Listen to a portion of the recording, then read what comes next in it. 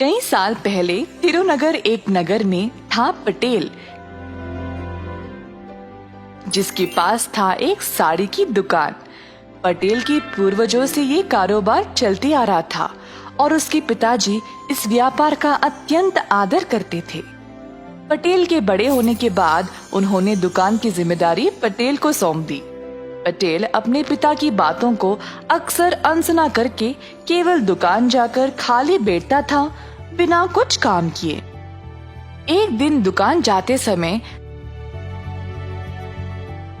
रास्ते में पटेल ने अपने दोस्त पलंग को बुलेट की बाइक पर देखा।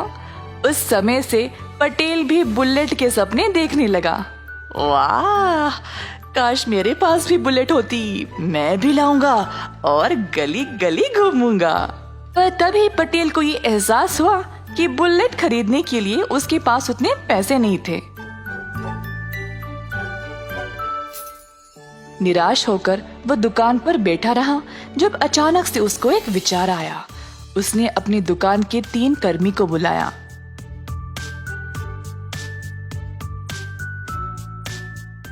अरे जरा बताओ, हमारे पास पूरे कितने साड़ियाँ हैं? साहब जी, हमारे पास शायद लगभग 50 साड़ियाँ होंगी। बस 50? मुझे कम से कम 150 साड़ियाँ बेचनी है। अब और 100 साड़ियाँ कहाँ से लाऊं? साहब जी, मेरा दोस्त एक थोक व्यापारी है। उसके पास एक साड़ी तकरीबन 100 से 250 रुपये के बीच में मिल जाएगी। माल हमारे जितना अच्छा नहीं है, पर सस्ता तो है। अच्छा, एक काम करो, उसके पास जाओ और एक साड़ी 100 रुपये के दाम पर 100 साड़ियों को ले आओ। किसी को इस बारे में नहीं बताना, ठीक है? तो हमें फिर 10,000 रुपये की जरूरत है। आप पैसे दे दो तो हम माल ले आएंगे साहब। पटेल के पास 10,000 रुपये भी नहीं थे, तो वह अपने 50 साड़ियों को 1,000 के दाम में बेचने लगा।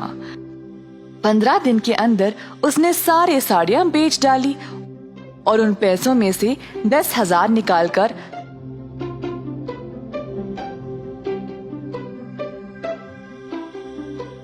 100 और साड़ियां खरीद ले आया।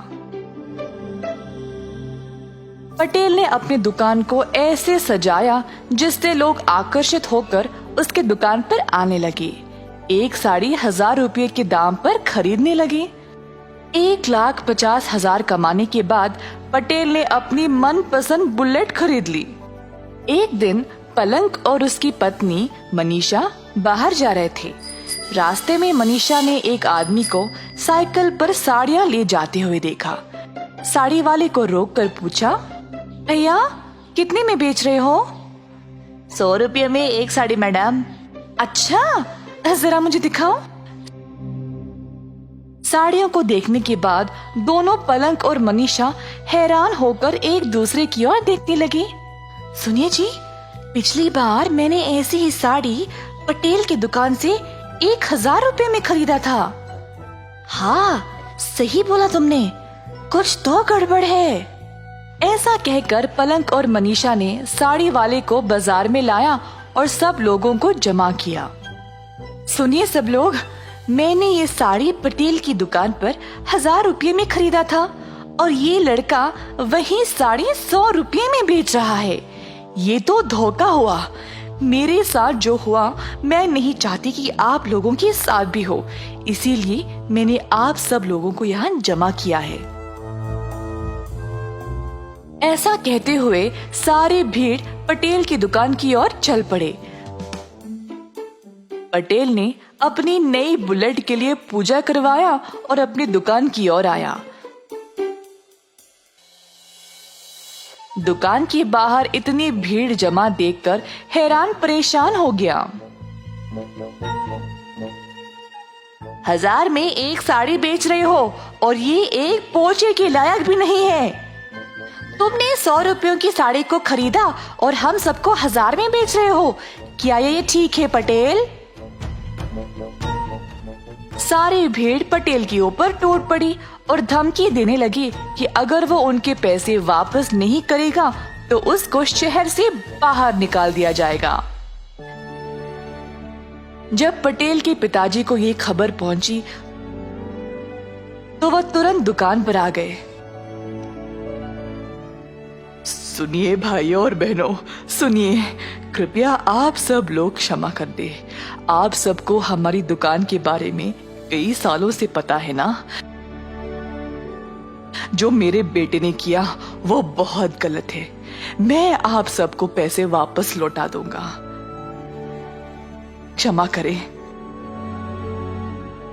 ऐसा कहते हुए पटेल के पिता ने सबको एक एक करके पैसे लौटा दिए।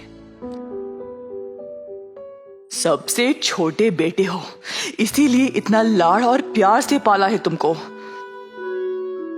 तुम पर दुकान की जिम्मेदारी सौंपा ताकि तुम भी अपने भाइयों की तरह सफल बन जाओ, पर उल्टा तुमने मुझे ही शर्मिंदा किया।